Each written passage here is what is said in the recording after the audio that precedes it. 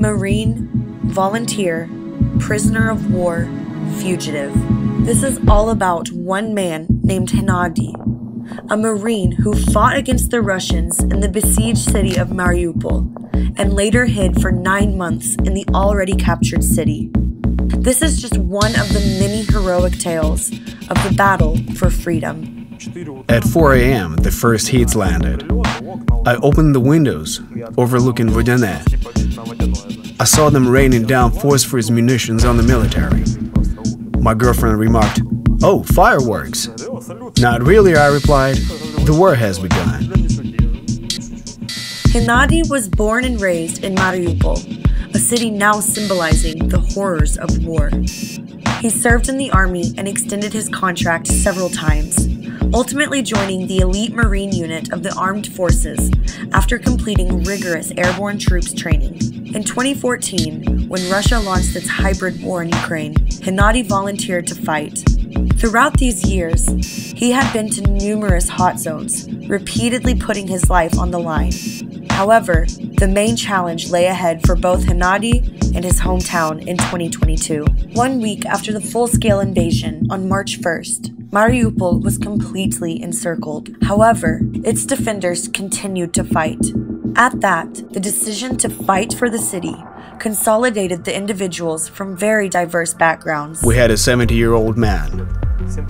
The territorial defense unit turned him away, but he came to us and said, "I have a pump-action shotgun, and I want to fight."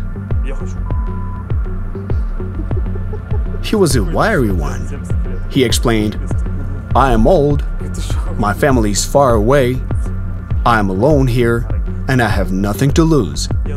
Don't need anyone else in charge. It should either be me or the government."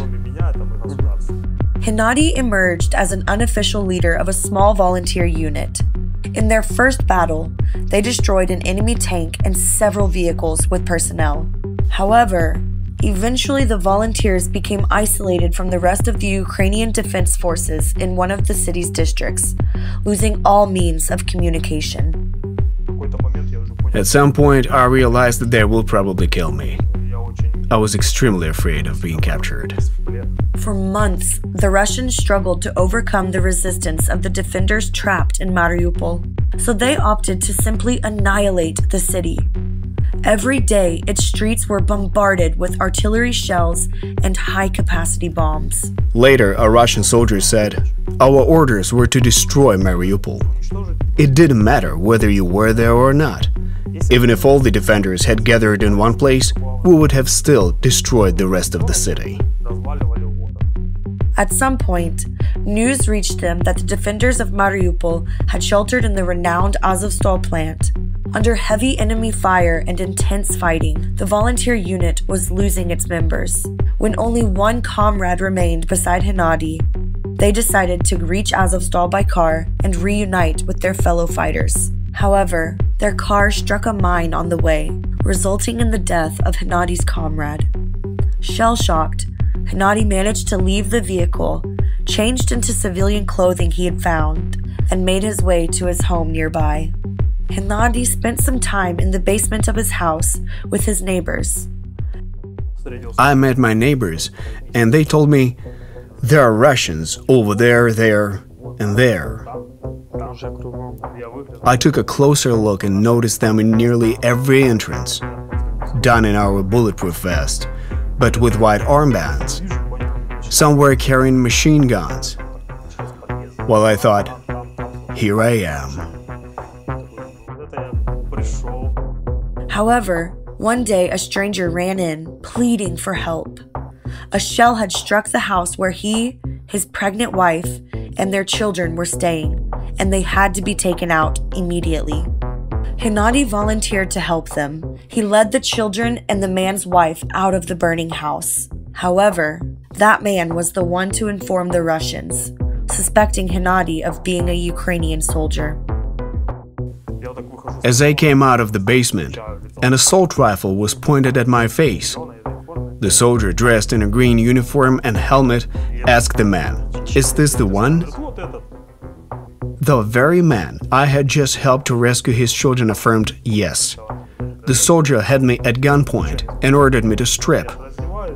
I stripped, and he saw my army tattoos. I didn't really have time to process as he started kicking me. They tied me to a radiator with duct tape and took me up to the top floor from time to time for a talk. One day a guy came in and said, "You've been sentenced to death through execution." They said, "Let's go." There was a big church nearby under construction. They forced us all on our knees, and the sound of gunfire echoed. Bang, bang, bang, bang. As it turned out, it was a mock execution staged for fear and intimidation. After that, it was repeated on several other occasions. Meanwhile, the Russians kept saying they had won already. They had captured Kyiv and Lviv. However, at some point, they announced their future assault on Azovstal. Hennady was baffled. If they couldn't even capture a single plant after all this time, how could they have taken Kyiv and Lviv? When the Russians left to attack the plant once again, Hennady decided to run away. He managed to break free, climbed out of a window, and made his getaway. The Marine attempted to reach his friends at Azovstal under cover.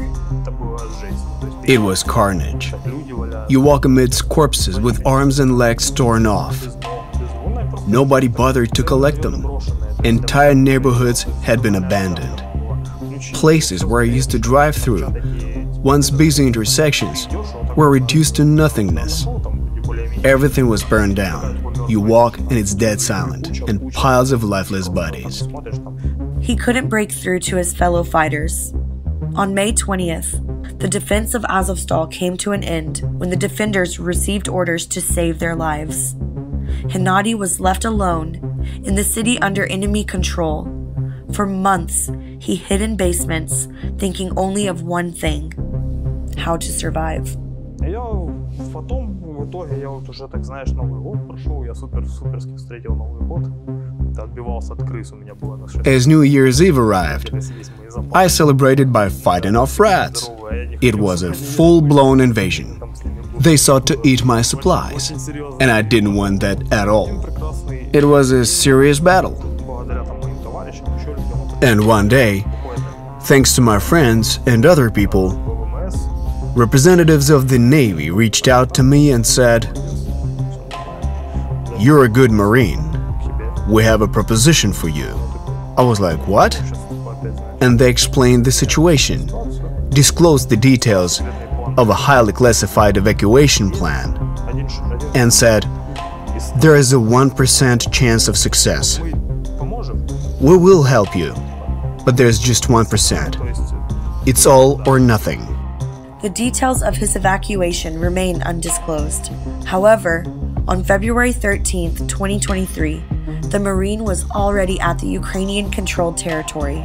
Currently, Hennady is undergoing rehabilitation in the Ukrainian capital.